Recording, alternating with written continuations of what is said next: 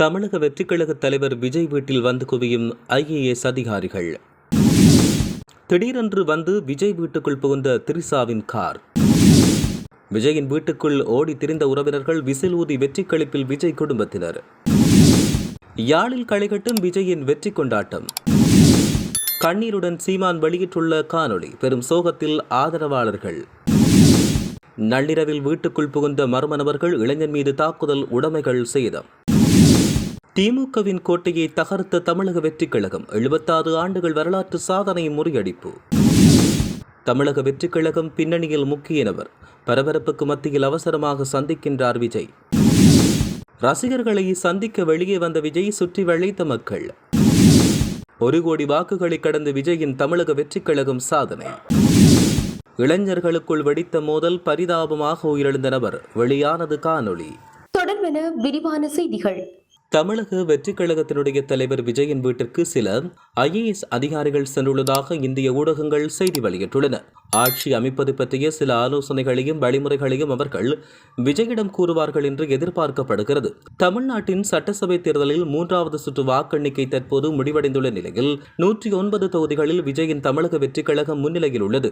தமிழக அரசியல் திமுக, அதிமுக கட்சி ஆகிய கட்சிகளுக்கிடையில் போட்டியாக மட்டும் பார்க்கப்பட்ட நிலையில் நடிகர் விஜய் தமிழக வெற்றிக் கழகத்தை ஆரம்பித்து தமிழக அரசியலில் அதிர்வலைகளை ஏற்படுத்தியுள்ளார். ஆரம்பம் முதல் தமிழக வெற்றிக் கழகத்துக்கும் திமுகவுக்கும் இடையில் போட்டி என்றும் அதிரடியாக பேசினார். இதனால் திமுகவின் எதிர்ப்பு ஓட்டுகள் தனக்கு கிடைக்கும் என்று விஜய் நம்பியிருந்தார். அது தற்போது உண்மையாக மாறியுள்ளதாக தெரிவிக்கப்பட்டுள்ளது.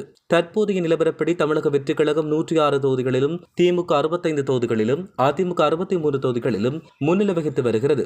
ஆட்சி அமைக்க 118 தொகுதிகளில் வெற்றி பெற வேண்டும் என்ற நிலையில் விஜயின் தமிழக வெற்றிக் கழகம் 109 தொகுதிகளில் முன்னிலையில் இருக்கிறது. ஆட்சி அமைக்க இன்னும் 11 தொகுதிகள் தேவைப்படுவதாக தெரிவிக்கப்படுகின்றமையும் குறிப்பிடத்தக்கது.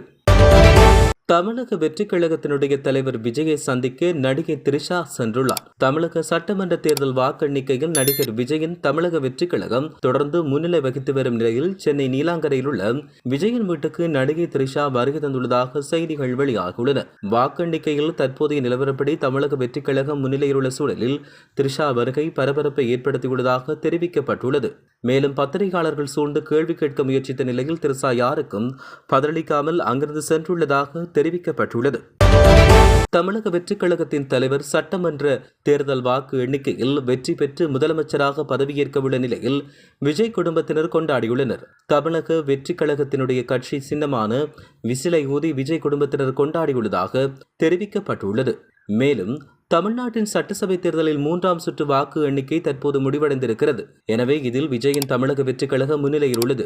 இந்நிலையில் இயக்குநரும் தமிழக வெற்றிக் கழக தலைவர் விஜயின் தந்தையுமான சந்திரசேகர் தெரிவிக்கும் போது தேர்தல் முடிவு பெரும் மகிழ்ச்சி அளிப்பதாகவும் தெரிவித்துள்ளார். என்னுடைய மகனுக்கு வாழ்த்துக்கள். கடந்த 2 வருடமாக தமிழக முதல்வராக வருவேன் என்ற நம்பிக்கை விஜயிடம் இருந்தது.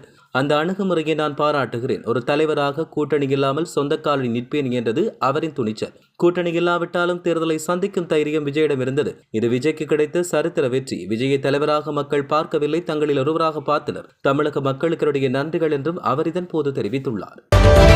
தமிழக சட்டமன்ற தேர்தல் முடிவுகளில் நடிகர் விஜய் தலைமையிலான தமிழக வெற்றிக் கழகம் அமோக முன்னிலை பெற்று வரும் நிலையில் ஈழத்தமிழர்கள் மத்தியில் அதன் தாக்கத்தை பெரும் உற்சாகமாக அவர்கள் அதை மாற்றியுள்ளனர். இன்று காலை முதல் நடைபெற்று வரும் வாக்கு எண்ணிக்கையில் தமிழகத்தின் பல்வேறு தொகுதிகளில் தமிழக வெற்றிக் கழகம் முன்னிலை வகித்து வருகிறது. இது தமிழக அரசியலில் பெரிய மாற்றமாக பார்க்கப்படுகிறது. யாழ்ப்பாணம் காக்கதீவு பகுதியில் விஜயின் ஆதரவாளர்கள் தமிழக வெற்றிக் கழகத்தின் கொடிகளை பறக்கவிட்டு தங்களுடைய மகிழ்ச்சியை வெளிப்படுத்தினர். தமிழக வெற்றிக் கழகத்தின் தேர்தல் களம் மற்றும் அதன் அதிரடி மாற்றங்கள் ஈழத்தில் உள்ள விஜய் ரசிகர்கள் மத்தியில் பெரும் வரவேற்பினை பெற்றுள்ளது. தமிழகத்தில் தமிழக வெற்றிக் கழகம் தனிப்பெரும் கட்சியாக உருவெடுத்து வரும் நிலையில் அதன் தாக்கம் கடல் கடந்து ஈழத்தமிழர்களிடையே இவ்வாறான கொண்டாட்டங்களாக பதிவாகி வருகிறமை குறிப்பிடத்தக்கது. 2026ஆம் ஆண்டு தமிழக சட்டமன்ற தேர்தல் முடிவுகள் நாம் தமிழர் கட்சிக்கும் அதன் ஒருங்கிணைப்பாளர் சீமானுக்கும் மிக பெரும் அரசியல் பின்னடைவை ஏற்படுத்தியுள்ளதாக இந்திய ஊடகங்கள் செய்தி வெளியிட்டுள்ளன. குறிப்பாக காரைக்குடி தொகுதியின் வாக்கு விவரங்களை ஆராயும் போது தமிழக வெற்றிக் கழகத்தின் எழுச்சி எந்த அளவுக்கு மற்ற கட்சிகளை பாதித்துள்ளது என்பது தெளிவாகிறது. தொகுதியில் தமிழக வெற்றிக் கழக வேட்பாளர் பிரபு 34,782 வாக்குகள் பெற்று முதலிடத்தில் இருக்கிறார். அவருக்கு அடுத்தபடியாக காங்கிரஸ் வேட்பாளர் மாங்குடி 19,614 வாக்குகளுடனும், அமமுகவின் தேர்போக்கி பாண்டி 8,920 வாக்குகளுடனும் அடுத்தடுத்த இடங்களை பிடித்தனர். பெரும் எதிர்பார்ப்புக்கு மத்தியில் களம் கண்ட சீமான் வரும் 7625 வாக்களை பெற்று 4வது இடத்துக்கு தள்ளப்பட்டுள்ளார். தமிழக வேட்பாளர் பிரபு வாங்கிய வாக்குகளில் 4ல் ஒரு பகுதியை கூட சீமானால் நெருங்க முடியவில்லை என்றும் அவரின் ஆதரவாளர்களிடையே இது பெரும் அதிர்ச்சியை ஏற்படுத்தியுள்ளதாக தெரிவிக்கப்படுகிறது. இந்நிலையில் சீமான் ஒரு முக்கியமான காரணி ஒன்றை பதிவிட்டுள்ளார். யாழ்ப்பாணம் வடமராட்சி கிழக்கு ஆலியமலை பகுதியில் நேற்று நள்ளிரவு மதுபோதையில் வந்த இருவர் வீடு புகுந்து நடத்திய தாக்குதலில் வீட்டின் உடைமைகள் சேதமடைந்துள்ளன.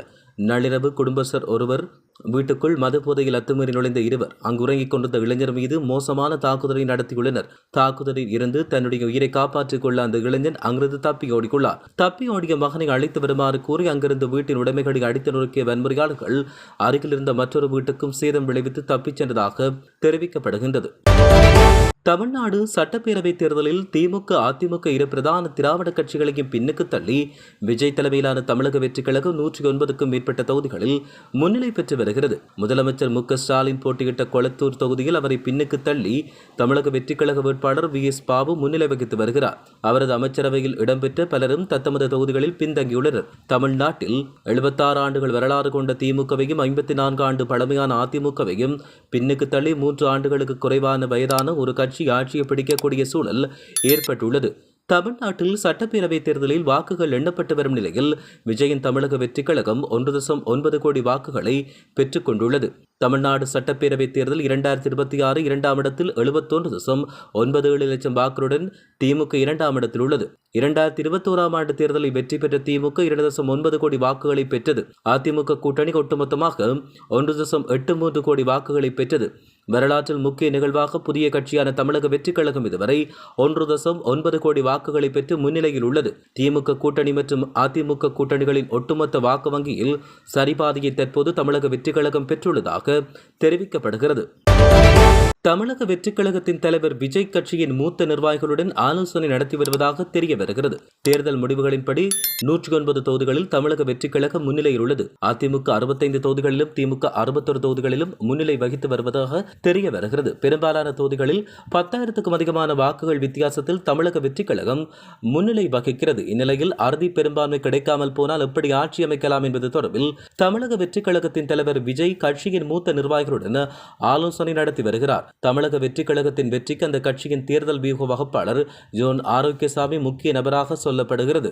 2014 நாடாளுமன்ற தேர்தல், 2017 மும்பை மாநகராட்சி தேர்தல், 2018 கர்நாடகா சட்டமன்ற தேர்தலில் சில அரசியல்வாதிகளுக்கு ஆலோசகராக பணியாற்றி வெற்றி வாய்ப்பை ஏற்படுத்தியுள்ளார். இந்நிலையில் 2026 தேர்தலில் தமிழக வெற்றிக் கழகத்துக்கு வியூக வகுப்பாளராக பணியாற்றியுள்ளதாகவும் தமிழக வெற்றிக் கழக வெற்றிக்கு அந்த கட்சியின் தேர்தல் வியூக வகுப்பாளர் ஜோன் ஆரோக்கியசாமி முக்கிய காரணம் என்றும் சொல்லப்படுகிறது. தமிழக சட்டமன்ற தேர்தல் வாக்கு எண்ணிக்கையில் தமிழக வெற்றிக் கழகம் அதிரடியாக முன்னிலை பெற்று வரும் நிலையில் அந்த கட்சியின் தலைவர் விஜய் சென்னை பனையூரில் உள்ள தன்னுடைய இல்லத்தில் ரசிகர்களை சந்தித்தார். தமிழக வெற்றிக் கழகத்தின் வெற்றியை தொடர்ந்து பனையூர் இல்லத்தின் முன்பாக ஆயிரக்கணக்கான ரசிகர்கள் திரண்டிருந்தனர். அவர்களை நேரில் சந்தித்த விஜய் தனது வாழ்த்துக்களையும் மகிழ்ச்சியையும் பகிர்ந்து கொண்டார். தங்களின் தலைவரை கண்டதும் உற்சாகமுற்ற ரசிகர்கள் மலர்களை தூவியும் வெற்றி கோஷங்களை எழுப்பியும் தங்களின் ஆதரவை வெளிப்படுத்தினர். தேர்தல் களத்தில் தமிழக வெற்றிக் கழகம் ஏற்படுத்திய இந்த அதிரடி மாற்றங்கள் மற்றும் இந்த சந்திப்பு தற்போது அரசியல் வட்டாரங்களில் பெரும் பேசுபொருளாகவும் மாறியுள்ளது. தமிழக அரசியலில் ஒரு புதிய சக்தியாக உருவெடுத்த தமிழக வெற்றிக் கழகத்தின் இந்த தேர்தல் முன்னிலை அந்த கட்சியின் தொண்டர்கள் மற்றும் ரசிகர்கள் மத்தியில் பெரும் எழுச்சியினை ஏற்படுத்தியுள்ளது. தமிழ்நாட்டில் சட்டமன்ற தேர்தலில் வாக்குகள் எண்ணப்பட்டு வரும் நிலையில் 1.9 கோடி வாக்குகளை பெற்றுள்ளது விஜயின் தமிழக வெற்றிக் கழகம். அதேவேளை 71.97 வாக்குகளுடன் திமுக 2ஆம் இடத்தில் உள்ளதாக தெரிவிக்கப்படுகிறது. அதன்படி விஜயின் தமிழக வெற்றிக் கழகம் 109 இடங்களிலும் திமுக 70 இடங்களிலும் அதிமுக 57 இடங்களிலும் முன்னிலையில் உள்ளன. திமுக மற்றும் அதிமுக கூட்டணிகளின் ஒட்டுமொத்த வாக்குகளின் சரிபாதையை தமிழக வெற்றிக் கழகம் பெற்றுள்ளதாக தெரிவிக்கப்படுகிறது. தமிழக சட்டமன்ற தேர்தலில் தமிழக வெற்றிக் கழகம் முன்னிலை வகித்து வரும் நிலையில் விஜய்க்கு பல நடிகர்களும் வாழ்த்துக்கள் தெரிவித்து வரும் நிலையில் நடிகர் ஜீவா விசில் அடித்து வெற்றியை கொண்டாடியுள்ளார். யாழ்ப்பாணம் குருநகர் பகுதியில் ஒன்றாக மதுகருந்திய நண்பர்களுக்கு இடையில் ஏற்பட்ட வாய்த்தர்க்கம் வன்முறையாக மாறியதில் ஒருவர் உயிரிழந்தார். இந்த சம்பவத்தில் குருநகர் பகுதியைச் சேர்ந்த எபிசிஎஸ் ஜெஸ்மன் 36 வயதுடைய இளைஞரை உயிரிழந்தார். குருநகர் புதுமை மாதா தேவாலயத்துக்கு அருகில் நண்பர்கள் இருவர் மது அருந்திக் கொண்டிருந்த போது அவர்களுக்குள் வாக்குவாதம் ஏற்பட்டது. இதன்பொழுது ஆத்திரமடைந்த நபர் மற்றவரின் தலையில் மது போத்தலால் பலமாக தாக்கியுள்ளார். தாக்குதலில் காயமடைந்து இரத்த வெள்ளத்தில் சரிந்தவரை மீட்டு யாழ் போதனா வைத்தியசாலைக்கு கொண்டு சென்ற போதிலும் அவர் சிகிச்சை பலனின்றி உயிரிழந்துள்ளார். சம்பவம் தொடர்பாக விசாரணைகளை மேற்கொண்ட யாழ்ப்பாணம் போலீசார் தாக்குதலை நடத்திய அதே பகுதியைச் சேர்ந்த நபரை உடனடியாக கைது செய்துள்ளனர். சந்தேக நபரை போலீஸ் நிலையத்தில் தடுத்து வைத்து மேலதிக விசாரணைகளை போலீசார் மேற்கொண்டு வருவதாக தெரிவிக்கப்பட்டு வருகின்றமையும் குறிப்பிடத்தக்கது.